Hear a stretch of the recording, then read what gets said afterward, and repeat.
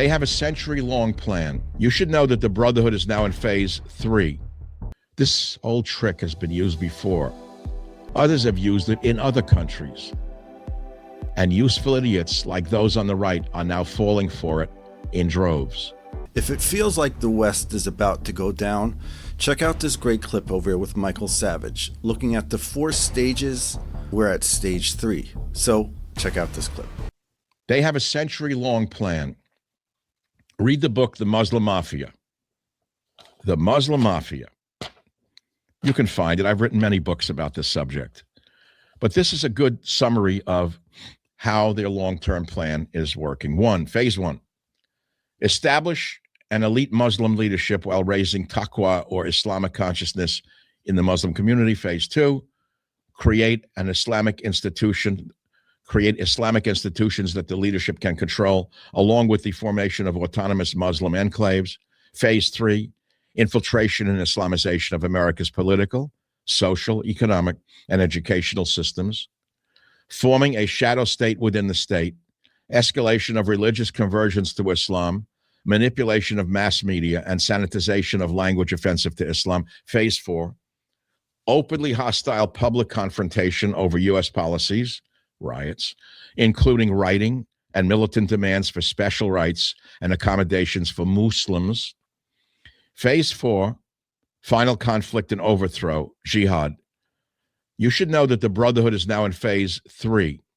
And stage 3, my friends, requires infiltration into the media. Check out this next clip. Alex Jones has suddenly become a spokesmouth for the Islamists, along with, of course, Tucker Carlson. A long time ago, something happened to him. Now, remember, I had Tucker on my Newsmax TV show. He was my first guest. He used to be a reasonably smart, conservative guy, and now suddenly he's become one of the most fomenting loudmouths I've ever seen against Jews. Not Jews, of course.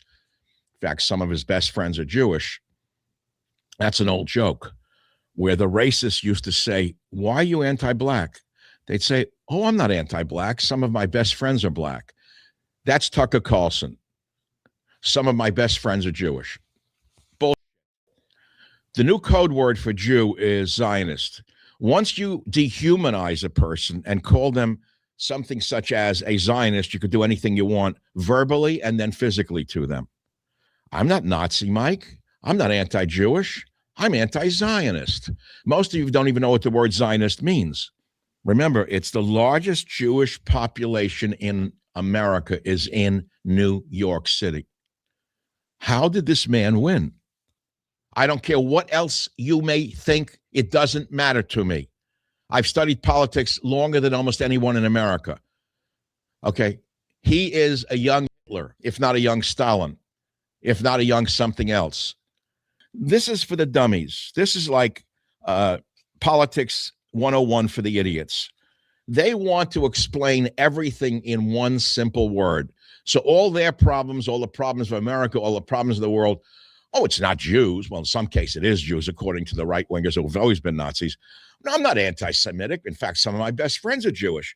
But I'm anti-AIPAC. They don't realize that they're actually mouthpieces for Iran-PAC. And what's shocking is the lie that this creates. Check out this next clip. Israel's deliberate targeting of children, part of ongoing Gaza genocide. I was shocked to see that Alex Jones and Tucker Carlson actually were talking about that the other day as though it was the truth. I looked into that particular infamy, that blasphemy, rather, that the Israelis targeted children in Gaza and committed a genocide. I said, how could the UN say that? Who in the world is in the UN? First of all, how did the right wing, which my entire life didn't trust the UN, suddenly embrace the UN propaganda, Alex and Tucker? Can you answer that? Answer that, Alex and Tucker. Answer that to me and everyone else out there who believe in you. So now the UN that you told everyone not to believe in, you're taking the UN's position that Israel's committing a deliberate genocide against children in Gaza. I pray to God there really is a God and you're punished for what you're doing right now, both in this life and the next to come. I pray so. So I said, what do you mean the UN said Israel is committing a genocide? Where does this come from? That is Iran PAC talking. So what does the UN have to do with this? Well, it turns out that that came from a UN Independent International Commission of Inquiry. And I said, well, who is that?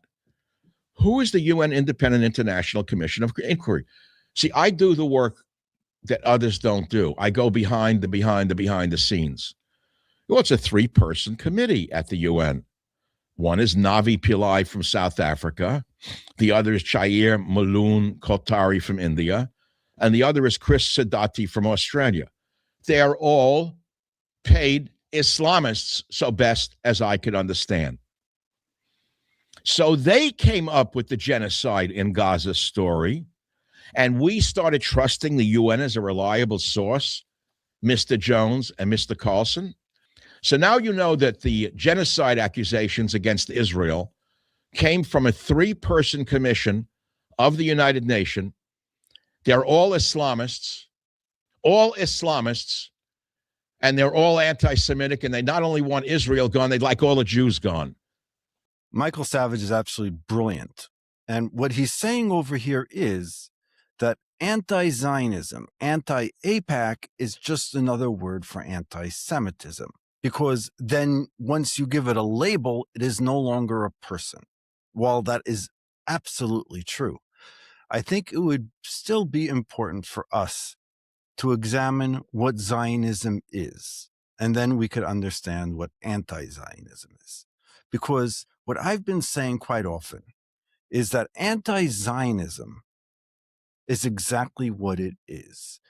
It is the disagreement with the Jewish people's ability to be able to be a part of the prophecy. You see, if the Jews returning to this land is the fulfillment of the prophecy that Ezekiel said will return, in Deuteronomy 30, it says that we will return from the exile. And if that is what is happening, and it is happening and it is real, that creates a problem. Because then everything else in the prophecies will come true. So the easiest fix is either the prophecies are false, and therefore what's happening is that the Jews are aggressors, they're evil people, or they've been replaced, or any of the other words you want to say.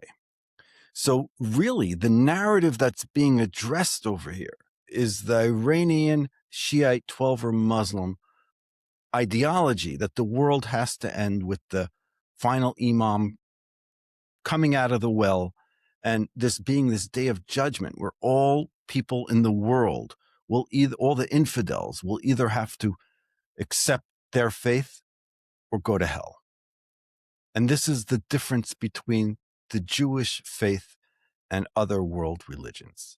That Judaism looks at the Jewish people and says that when the Jewish people return to their land and fulfill this prophecy, they can become together and be a light to the nations. The world will witness. And it's not even after we come back. It's not after we rebuild the temple. It's the process of the Jews coming back to the land. It's precisely this moment in history that we're in right now. It's precisely this anti-APAC, this anti-Zionism, all these excuses for why the Jews cannot be in Eretz Yisrael, cannot return to their land, cannot be of Zion. Zion is the place where the Jews return to. So if you're anti the place, so you're anti the fulfillment of the prophecy. That instead of saying, Am Hashem Elo Me'artza Yisrael, instead of saying this is the Jewish people who left Israel and they're God's people who were forsaken from the land, the nations will say, these are the Jewish people who God returned to their land. And instead of saying, we remember the Exodus, they'll remember the final redemption, the redemption of the Jewish people returning, the ultimate tshuva, coming back to Eretz Yisrael.